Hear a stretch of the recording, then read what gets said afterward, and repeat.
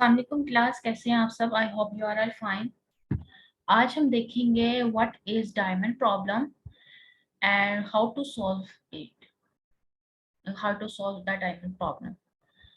तो सबसे पहले हम देखते हैं, अपने प्रीवियस लेक्चर में मैंने आपको बताया था कि मल्टीपल इनहेरिटेंस में एम्बिग्विटी क्या होती है। एम्बिग्विटी का मतलब ये है कि आपके पास रेप्लिकेशन जब आ जाती है फंक्शंस की, और आप जब इनहेरिट करवाते हैं, लेट्स सपोज मेरे पास टू पेरेंट्स हैं, टू या टू से ज्यादा हो सकते हैं, दो या दो से ज्यादा हो सकती हैं। For example I have two parents and this is a child, parent one, parent two, and this is a child C1। Okay, तो ये जो चाइल्ड है इसके दो पेरेंट्स हैं और इन दोनों पेरेंट्स में जो फंक्शन है उनका नाम सेम है। लेट्स सपोज इस फंक्शन का नाम भी शो है और इसमें भी जो फंक्शन है उसका नाम शो है। जब ये इनहेरिट करवाएगा तो कंस्ट्रक्टर कंफ्यूज हो जाएगा कि which function he should be inherit in this class, in this child class, कि कौन सा फंक्शन इसे इनहेरिट करवाना चाहिए इस चाइल्ड क्लास में। तो ये जो सिचुएशन अकर होती है इसे हम कहते हैं एम्बिग्विटी। तो एम्बिग्विटी मल्टीपल इनहेरिटेंस में होती है, और ये जो हमने एम्बिग्विटी पढ़ी है ये सिंपल एम्बिग्विटी है जिसमें हमारे पास टू पेरेंट्स हैं और दोनों पेरेंट्स जो हैं, ये जो चाइल्ड है दोनों पेरेंट्स को इनहेरिट करवा रहा है, और इसमें जो मेन सेम नेम के जो फंक्शंस हैं उसकी वजह से कंपाइलर कंफ्यूज हो रहा है कि which function should be inherit और which function should be executed first. ठीक है, अब यहाँ पर आ जाते हैं अपने मेन टॉपिक की तरफ, जिसका नाम है डायमंड प्रॉब्लम। डायमंड प्रॉब्लम भी यही है, एम्बिग्विटी को ही कहते हैं, बट इसमें क्या होता है कि हमारे पास जो पेरेंट्स हैं P1 और P2, और ये मेरा चाइल्ड है जो इनहेरिट करवा रहा है इन दोनों को। ठीक है, दिस इज माय चाइल्ड। अब ये जो दोनों पेरेंट है ये ऑलरेडी किसी ग्रैंड पेरेंट से इनहेरिट है। ये वाले दोनों जो हैं ये ऑलरेडी किसी ग्रैंड पेरेंट से इनहेरिट है। तो जब यहाँ पर ऐसी सिचुएशन अकर होती है, तो अगर हम देखें इनकी इनकी इनके स्ट्रक्चर को देखें तो ये एक डायमंड फॉर्म बना रहे हैं। ठीक है, तो यहाँ पर भी सेम वही प्रॉब्लम अकर हो रही है एम्बिग्यूटी वाली, बट इसको थोड़ा सा एक्सप्लेन करती चलूं कि फॉर एग्जांपल ग्रैंड पेरेंट में एक फंक्शन है जिसका नाम है शोर। ठीक है, तो जब इनहेरिट हुआ ये वाला पेरेंट, जब इन दोनों चाइल्ड के साथ इनहेरिट हुआ तो यहाँ पर भी शो का फंक्शन आ गया और यहाँ पर भी शो का फंक्शन आ गया। जब इस चाइल्ड क्लास ने इन दोनों को इनहेरिट किया तो उसने इसकी इस इसने इस शो फंक्शन को इससे ले लिया, इस P1 से, और इसी शो फंक्शन को जब इसने इनहेरिट किया P2 को तो यहाँ से ले लिया, यानी कि सेम फंक्शन है ये वाला, बट यहाँ पर टू टाइम्स कॉपी हो गया। ठीक है, तो हालांकि इसको एक बार आना चाहिए था, यहाँ पर टू टाइम्स ये क्यों आया। तो यहाँ पर जो ये प्रॉब्लम अकर हो रही है इसे हम कहते हैं डायमंड प्रॉब्लम, क्योंकि इसकी शेप और इसका स्ट्रक्चर डायमंड जैसा है, दैट्स व्हाई ये हम इसे कहते हैं डायमंड प्रॉब्लम। अब हम इसको देख लेते हैं according to the example. According to this example उन्होंने यहाँ पर एक क्लास बनाई है पर्सन की,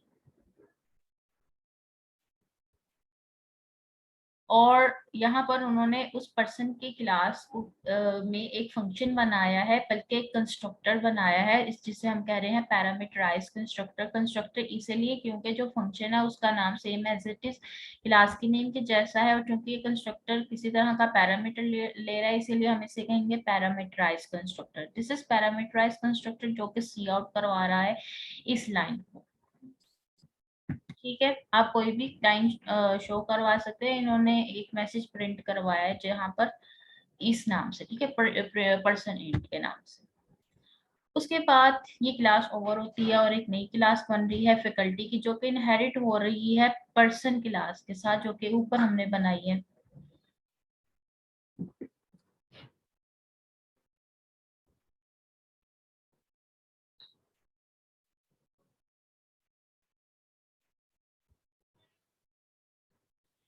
उसके बाद यहाँ पर इस क्लास ने इस पर्सन क्लास को जब इनहेरिट किया तो यहाँ पर ये जो चाइल्ड क्लास है फैकल्टी, उसका भी यहाँ पर एक पैरामीटराइज कंस्ट्रक्टर बनाया गया है। सेम इसका नाम फंक्शन का सेम एग्जैक्टली क्लास के नेम के जैसा, और यहाँ पर एक पैरामीटर पास हो रहा है।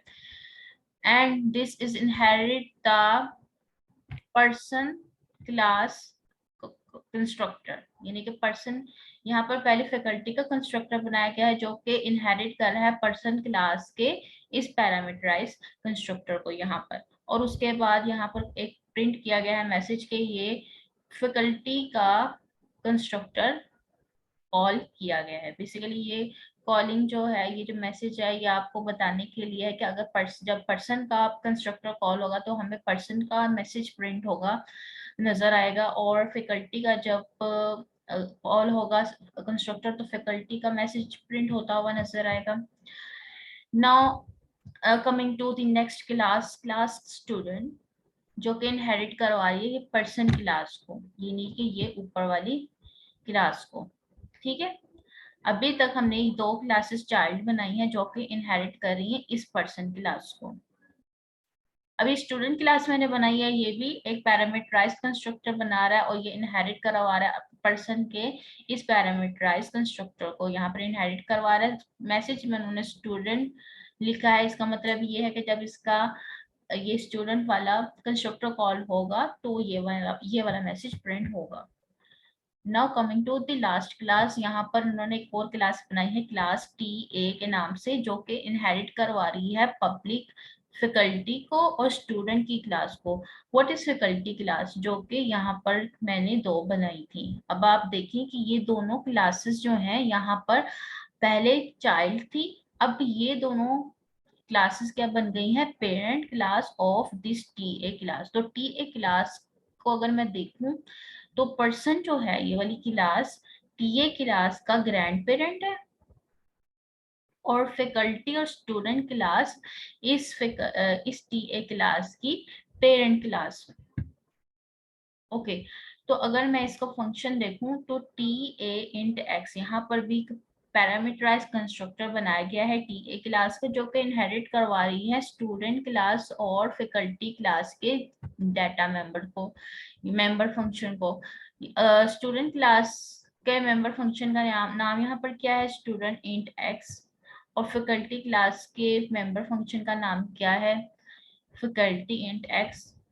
ठीक है, अगर हम देखें और अच्छा इसके बाद हम इसका मैसेज देख लेते हैं टी ए, यानी कि जब टी ए क्लास का कंस्ट्रक्टर कॉल होगा तो हमें ये मैसेज प्रिंट होता हुआ नजर आएगा।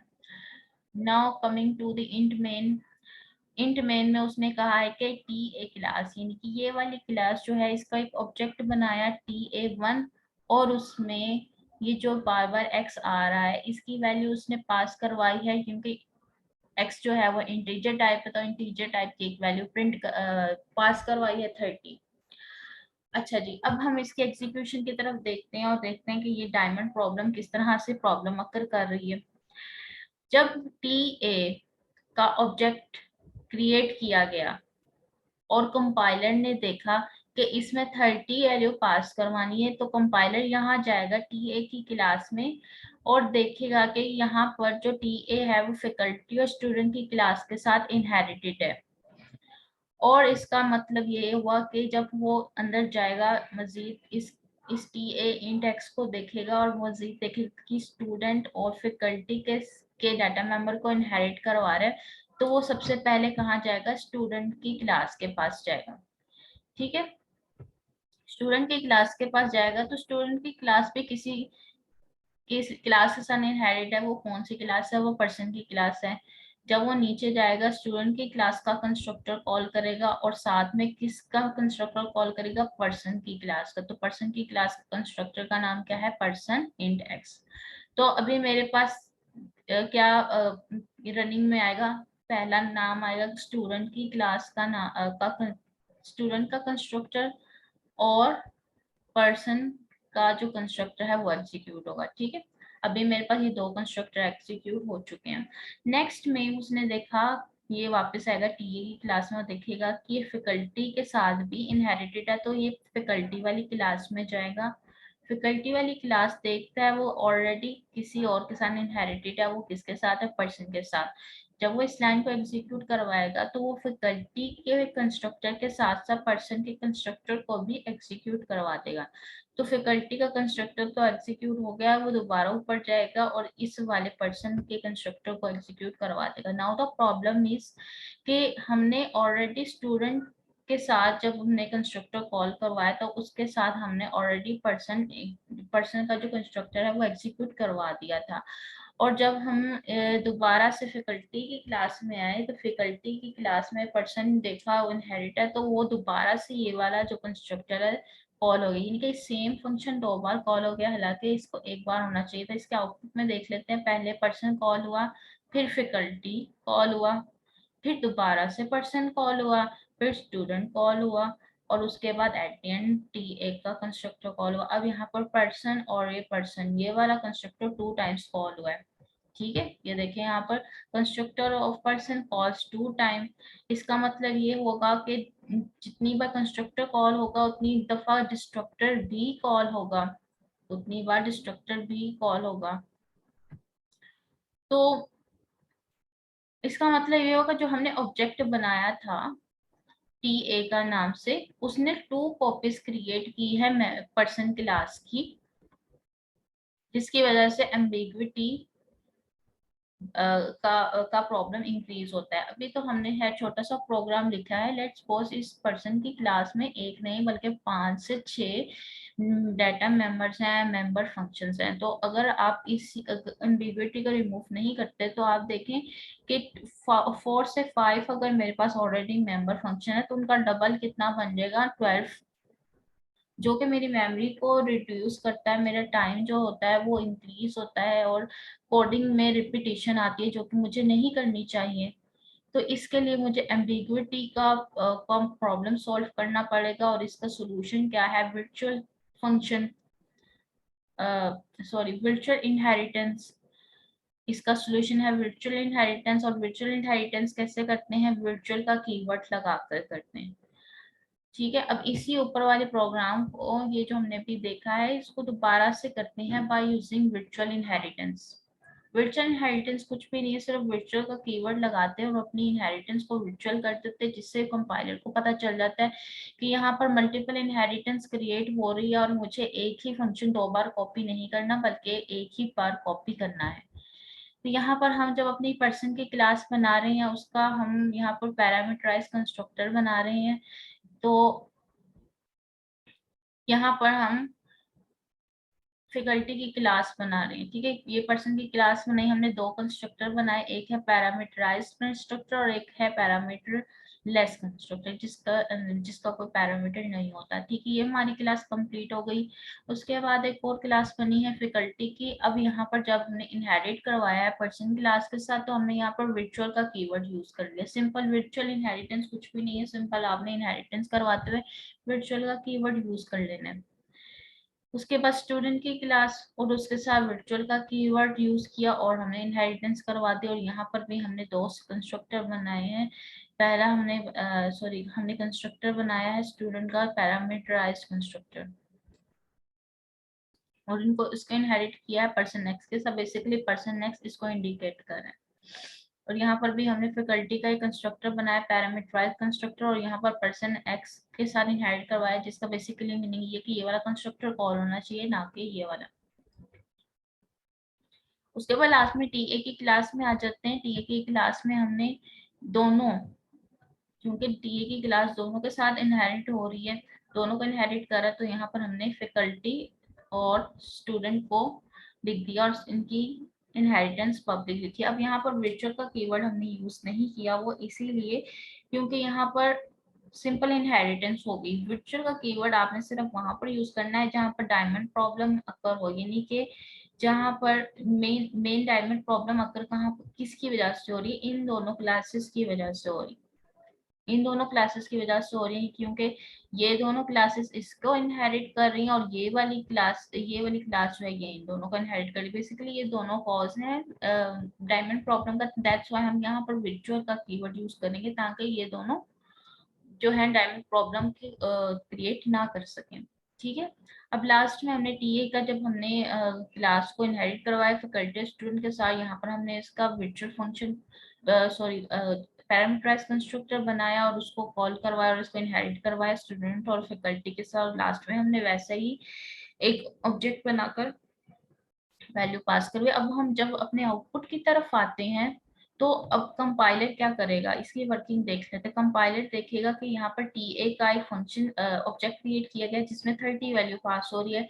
वो टीए के क्लास में जाएगा, वो देखेगा ऑलरेडी यहाँ पर ये टीए की क्लास 2 क्लासेस को इनहेरिट करवा रही है और ये दोनों क्लासेस जो हैं टीए के कंस्ट्रक्टर के साथ साथ इन दोनों के कंस्ट्रक्टर भी एग्जीक्यूट होंगे। ठीक है, तो यहाँ पर पहले स्टूडेंट की क्लास में जाएगा और देखेगा कि स्टूडेंट की क्लास ऑलरेडी पर्सन की क्लास से इनहेरिट है, बट यहाँ पर कौन सी इनहेरिटेंस हो रही है, वर्चुअल इनहेरिटेंस। इसका मतलब ये हुआ कि यहाँ पर मल्टीपल कॉपीज जनरेट नहीं होंगी, यहाँ पर सिर्फ एक फंक्शन की एक ही कॉपी जनरेट होगी। तो स्टूडेंट की क्लास के साथ के कंस्ट्रक्टर के साथ साथ पर्सन का कंस्ट्रक्टर भी एग्जीक्यूट होगा। और ये कौन सा कंस्ट्रक्टर, बेसिकली पैरामीटराइज कंस्ट्रक्टर जो कि ये क्रिएट किया गया है। तो ये वाली लाइन जो है वो कॉल होनी चाहिए। उसके बाद